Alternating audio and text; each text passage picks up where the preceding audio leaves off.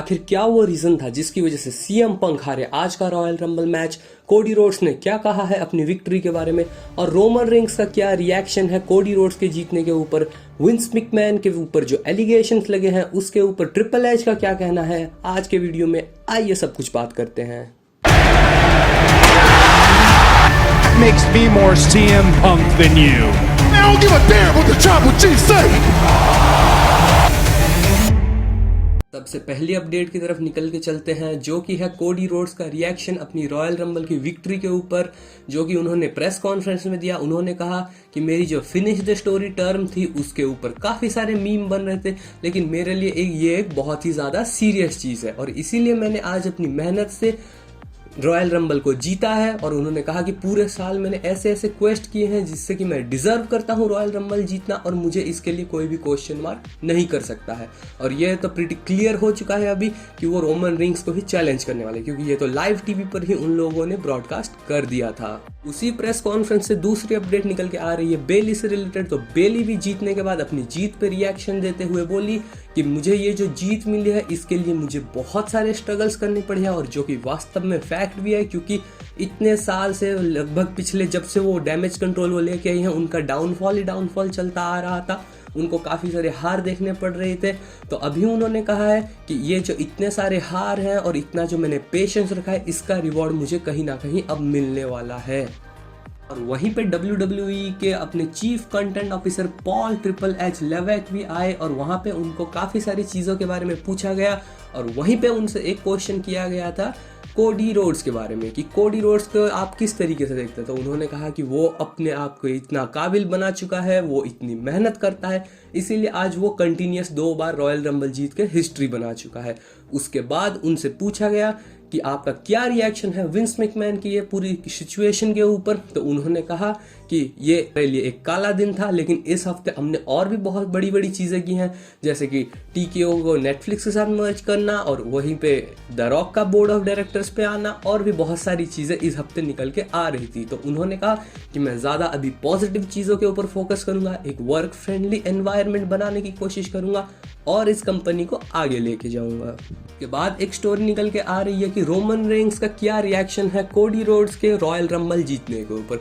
तो Cody Rhodes ने जब रॉयल रंबल जीता उसके बाद WWE के ऑफिशियल इंस्टाग्राम हैंडल ने एक रील पोस्ट की थी अपने इंस्टाग्राम पे, जहाँ पे कि आप सभी लोग अभी फोटोज में देख सकते हैं रोमन रिंग्स का बहुत ही ज़्यादा शॉकिंग फेस लग रहा है उधर। और उसी पोस्ट के नीचे रोमन रिंग्स ने एक कमेंट भी किया है कि WWE प्लीज़ डिलीट दिस बोल के, क्योंकि मैंने आज तक कभी रोमन रिंग्स को ऐसी हालत में नहीं देखा है। शायद रोमन रिंग्स भी इस बार काफ़ी डरे हुए हैं, और इस बार अगर उनका मैच हो रहा है रेसलमेनिया में तो बहुत ही ज़्यादा चांसेस हैं कि रोमन रिंग्स अपनी टाइटल को हार भी सकते हैं। और वैसे भी माइकल कोल ने भी आज कहा था कि हे Paul Heyman, in what inning we are right now. तो आगे देखना बहुत ही ज़्यादा इंटरेस्टिंग होगा कि क्या रोमन रिंग्स के पास सिर्फ 70 दिन बचे हैं as the WWE universal champion.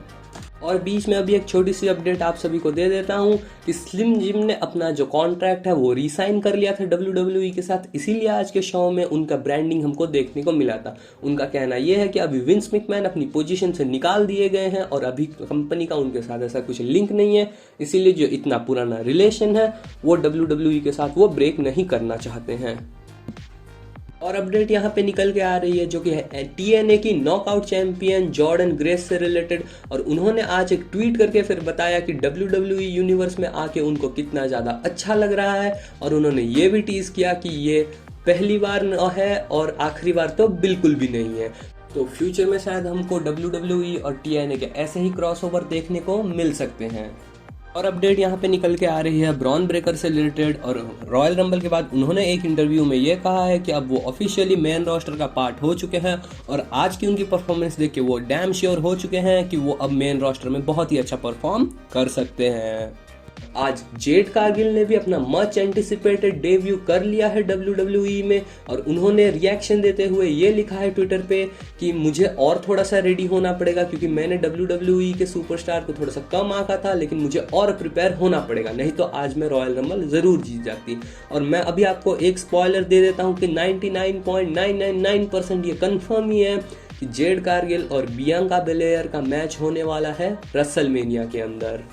Guys आज की नेक्स्ट एंड फाइनल स्टोरी की तरफ हम लोग बढ़ते हैं और इसके बारे में हम लोग आराम से तसल्ली से बैठ के बात करते हैं, जो कि निकल के आ रही है कि सीएम पंक आखिरकार हारे क्यों। देखिए अभी कोडी रोड्स का तो चल ही रहा था, फिनिश करूंगा स्टोरी बोल के, लेकिन सीएम पंक की भी एक 10 साल पुरानी स्टोरी चल रही थी कि रॉयल रंबल जीत के उनको रेसलमेनिया को मेन इवेंट करना था, लेकिन वो चीज आज नहीं हो पाई है। तो इसका दो तरीके से एक्सप्लेनेशन निकल के आ सकता है, जैसे कि कोडी रोड्स पूरे साल स्ट्रगल कर रहे थे, हसल कर रहे थे, और सीएम पंक तो बस अभी नवंबर में आए थे। और इसका और एक पहलू भी ये हो सकता है कि रोमन और कोडी का मैच वैसे भी बहुत टीज किया जा रहा था मेन रोस्टर में, क्योंकि सेथ रॉलिंस और सीएम पंक का मैच भी होने का पूरा चांस है, क्योंकि हम लोगों को उनका भी फेस ऑफ देखने को मिल चुका है। और अभी तो 2 नाइट की रेसलमेनिया भी होती है, तो आराम से अभी अगर कोई रॉयल रंबल नहीं जीता है तो भी उसको मेन इवेंट करने की अपॉर्चुनिटी मिल जाती है। तो प्लान सारे वही रहने वाले हैं, जो कि है अभी Cody Rhodes versus Roman Reigns और CM Punk versus Seth Rollins. बस अब चेंज इतना होगा कि अब सीएम पंक को एक दूसरा पाथ लेना पड़ेगा,